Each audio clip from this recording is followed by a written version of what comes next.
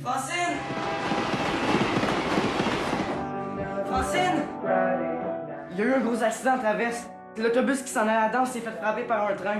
C'est grave, il y a plein de monde qui sont morts. J'ai vu des corps qui brûlaient.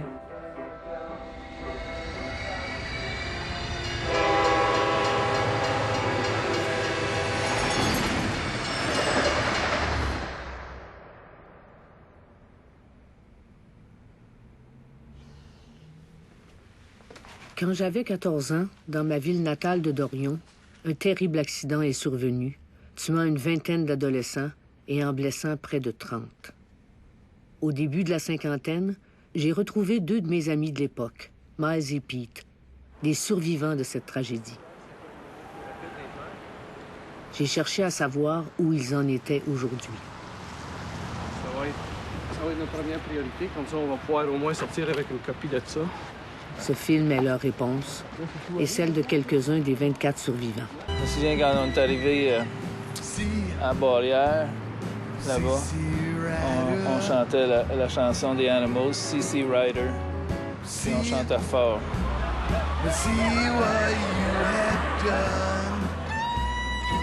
J'ai trouvé tout d'un coup, ça je me rappelle encore, que je dis que ça crie donc bien fort en avant, tu sais, ils sont vraiment dans le party. Puis c'est juste bien des années après, bien des années après que ça m'est venu qu'il criait pas parce qu'il était dans le party, il criait parce qu'il savait qu'est-ce qui était pour arriver. Il criait de peur et de panique.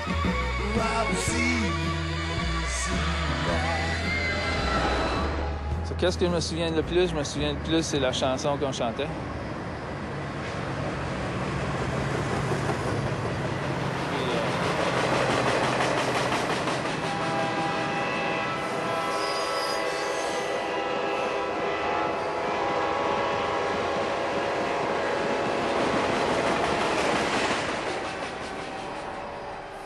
C'était le 7 octobre 1966.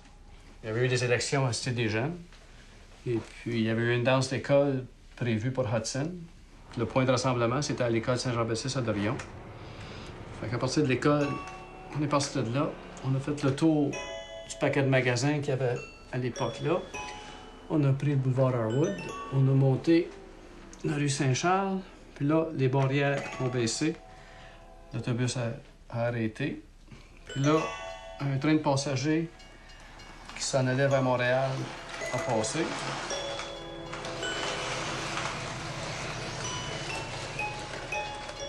Une fois que le train de passagers est passé, la barrière s'est levée. L'autobus a avancé. Une voie, 2 voies, 3 voies. Mais il y avait un deuxième train que lui s'en venait de Montréal. Puis lui est apparu. Il a frappé l'autobus en avant, comme ça. Ça a traîné l'autobus un bon petit bout. Là, l'autobus s'est défait. S'est renversé, a abouti dans le fossé. Grosso modo, c'est ça qui est arrivé.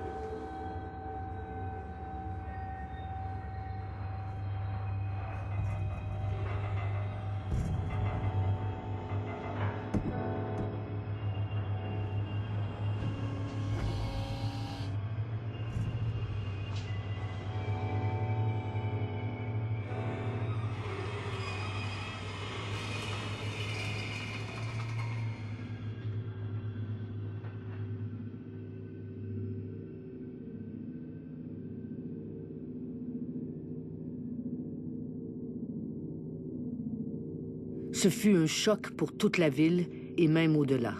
La triste nouvelle fit le tour du monde.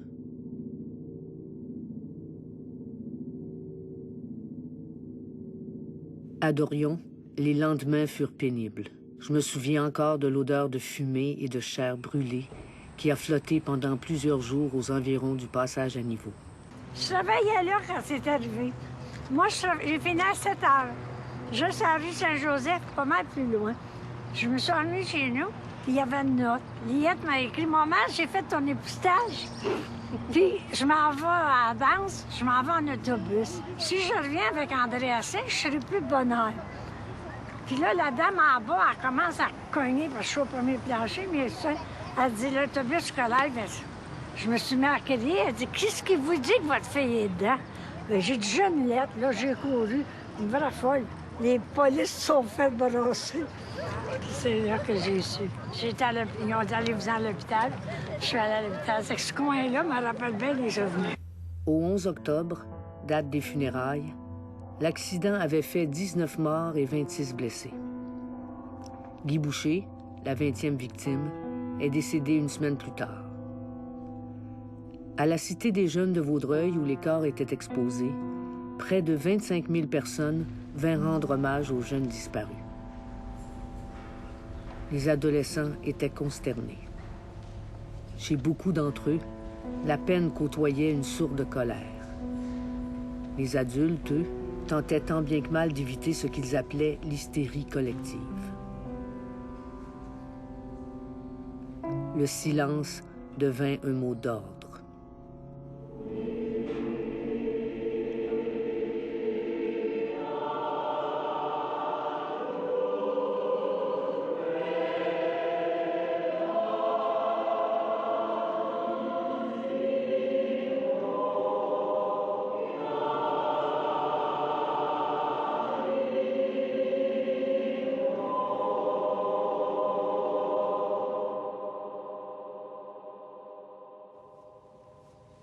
Le 7 octobre 1966, à 7h30 du soir, vous êtes où, Paul Gérin-Lajoie?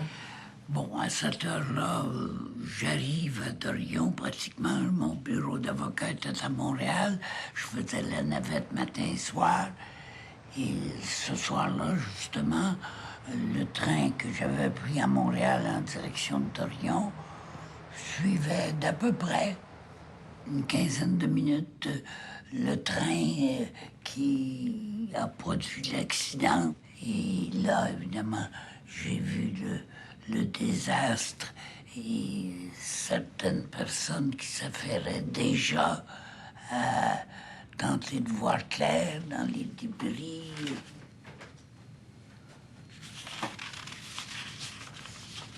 Ça, c'est évidemment, Oui, les photos des enfants. Les blessés, puis ils sont morts. 16 ans, 14 ans. Vous avez été l'avocat de la ville de Dorion lors des deux enquêtes. L'enquête du coroner de juridiction provinciale, puis l'enquête de la Commission canadienne des transports. Qu'est-ce qui vous reste de ça? Vous, là, qu'est-ce qui s'est passé à votre avis? Je vous pose la question, là, en toute simplicité. En toute simplicité, qu'est-ce que vous voulez? C'est un accident de passage à niveau, comme il en survient de temps à autre au Québec. Ça donne jamais satisfaction, ces enquêtes-là. On a l'impression que toute l'information, puis la plus fiable, n'a pas été identifiée. L'autobus était le premier véhicule devant la barrière. La barrière s'est levée. Il n'a pas passé par-dessus la barrière. Ben non. Alors, c'est ça la question, c'est pourquoi la barrière s'est levée? Ça a toujours été ça, la question. Ça, Pourquoi la pas de barrière s'est réponse levée? à cette C'est question. ça, bien, il n'y a personne qui en a non plus.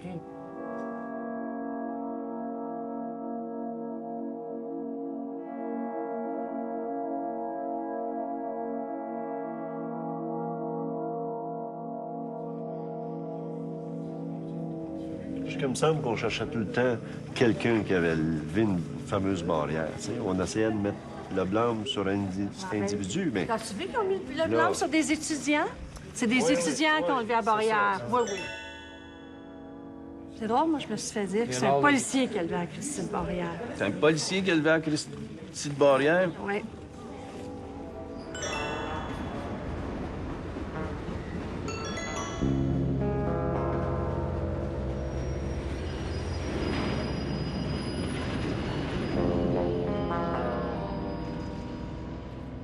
Le bottom line, c'est que les investigateurs essayaient d'enlever la responsabilité que c'était le CN qui l'avait frappé, l'autobus, puis de mettre ça sur d'autres. Les experts du CN et de la Commission des transports ont tour à tour défilé, des liasses de documents à l'appui, pour témoigner de la quasi-infaillibilité de leur système de barrières. Mais à Dorion, la population était témoin quotidiennement de toute autre chose.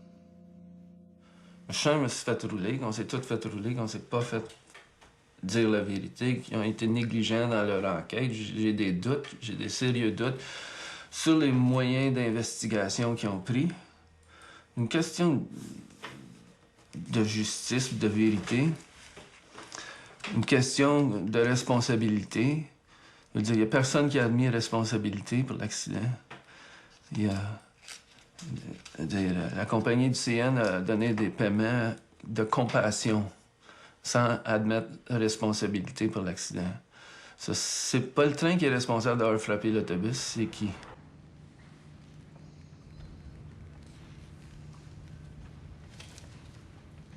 Presque 40 ans plus tard, j'ai réuni 14 des 24 survivants. Moi, j'aurais oublié ça. Jamais. Jamais. Je pense que jusqu'à mes derniers moments, je vais penser à eux autres. Puis j'ai même demandé une fois, on me dit toujours, où c'est que tu vas être enterré? Mais moi, pour te dire la vérité, j'aimerais être sur la route 17 en haut avec eux autres. Je pense que c'est là que j'aimerais être, avec eux autres. Puis j'ai eu une chance de vivre, tandis qu'eux autres, ça leur a été enlevé. Ma voix a changé depuis ce moment-là. Fait que toutes les fois que je parle, les gens pensent tout le temps que je le rhume. Fait que là, je disais oui, là, ça me tentait pas de raconter l'histoire. Je disais oui, j'ai la grippe. Mais quand tu racontes un gars qui t'intéresse, ben à un moment donné, il se pose la question, t'es grippé longtemps, tu sais. Fait que là, ben t'es obligé de le dire, puis pour moi, c'est comme me dévaloriser. C'est rare que je vais penser à ça, à moins que de passer sur une voie ferrée. Là, ça va me ramener des souvenirs, mais je suis comme passée à côté de l'événement, puis j'ai été chanceuse parce que j'ai rien manqué, à part que d'avoir mal dans le cou et puis aller chez le chiro une fois par mois, là. Un petit peu de maux de tête avec ça, mais ma vie n'a pas changé. J'ai eu une belle adolescence, j'ai été heureuse. Il faut en parler. Il faut en parler puis sortir parce que c'est nos émotions qui étaient refoulées en nous autres pendant tant d'années. Et puis là, elle, ça s'est sorti par sa voix, il y en a d'autres, c'est d'autres choses. Moi, c'est quand j'en parlais, j'étais prise en dedans. Parce que nos émotions, on n'a pas appris à les sortir. Ils ne voulaient pas qu'on les sorte de toute façon. Tu vas trouver ça drôle, hein? Mais des fois, si t'as un père ou une mère qui est décédé, des fois, tu sens leur présence, puis tu sens que...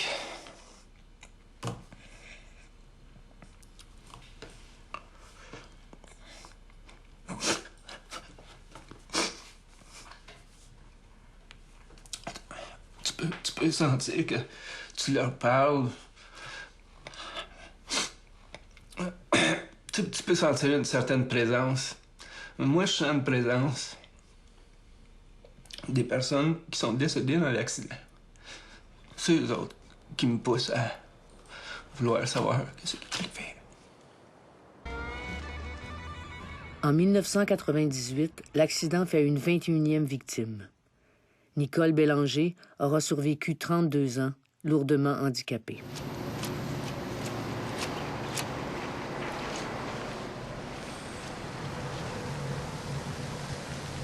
Je pense que c'est vraiment pas possible de faire la paix avec ça. Je pense que faire la paix, c'est oublier toutes les personnes qui sont décédées dans l'accident. C'est ça qui est correct de faire, c'est de m'en souvenir.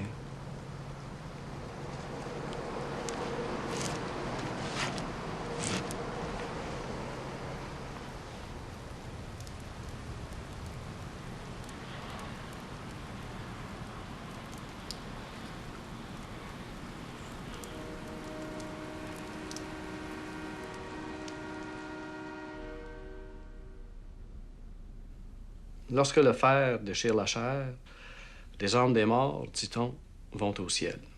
Les âmes des survivants, dans les limbes, je vous dis, dans les limbes. En attente de la résurrection, ils vivent sans être. A-t-on réparé ce train? L'autobus était foutu.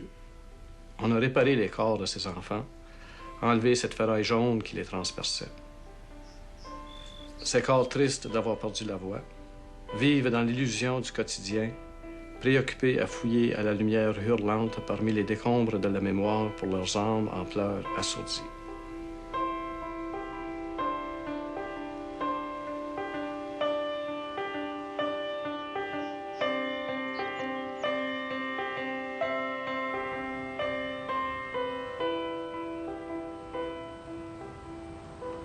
Près de 4 ans et 2000 pages de documents plus tard, le mystère de cet accident reste entier pour moi. Sa complexité est amplifiée par une espèce de loi du silence qui semble avoir prévalu il y a 40 ans et qui persiste encore aujourd'hui. Mais ma déception de n'avoir pas fait la pleine lumière sur ce qui s'est réellement passé est adoucie par le sentiment d'avoir réussi, d'une certaine manière, à briser le secret qui a toujours entouré ce drame et à redonner enfin la parole aux survivants. À tous nos amis victimes de l'accident du 7 octobre 1966.